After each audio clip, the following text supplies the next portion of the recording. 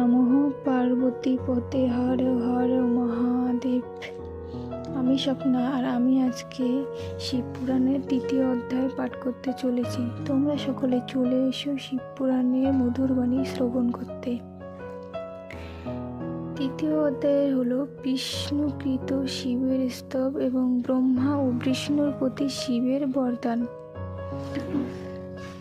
শ্লোকটি হলো ইদম লিঙ্গ সদা পূজ্যং ধ্যানঞ্চৈতার দৃশ্যম মম ইদানীম দৃশ্যতে যদম তথা কার্যং ত্রয়া সদা। শ্লোকটির মানে হলো নারদের প্রতিকর্হে ব্রহ্মা সনাতন, হে নারদ শুনো এবে পরের ঘটন। নারায়ণ পঞ্চমন্ত্র লোভিয়া সুন্দর, যথাবিধি জপ করিলেন অতঃপর।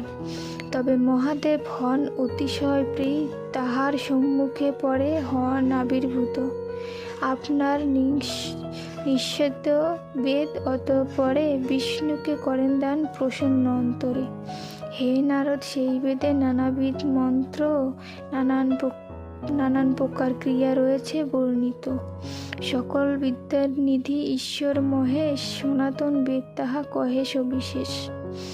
অনন্তর সেই বেদ বিষ্ণু ভগবান প্রসন্ন হইয়া মোরে করেন প্রদান। পুনরায় মহাত্মা বিষ্ণুকে মহেশ্বর দান করিলেন উপনিষদ সুন্দর। আমারে করিয়া কৃপা বিষ্ণু অতঃপরে তাহা দান করিলেন প্রসন্ন অন্তরে। অতঃপর বিষ্ণু জিজ্ঞাসেন মহেশ্বরে, হে প্রভু, আপনি তুষ্ট হন কি প্রকারে? কেমনে করিব আমি ধ্যান আপনার? আমাকে করিয়া কৃপা কহিবেন সার। হরির এমন বাক্য করিয়া শ্রবণ, প্রসন্ন হইয়া তারে ক্রোহে পঞ্চানন। হে হরি, আমার এই লিঙ্গই সদাই সবাকার পূজ্য হয় জানিবে নিশ্চয়। 2য় প্যারা। এবে যেই রূপ মম করিছে দর্শন, সেই রূপ মম ধ্যানে হইবে মগন।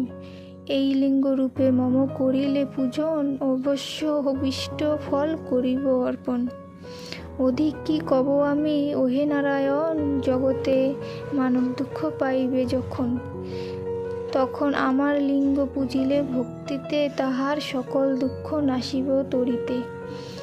পরে রুদ্র শ্রীহরিকে অনেক প্রকার বরদান করি কহিলেন পুনর্বার।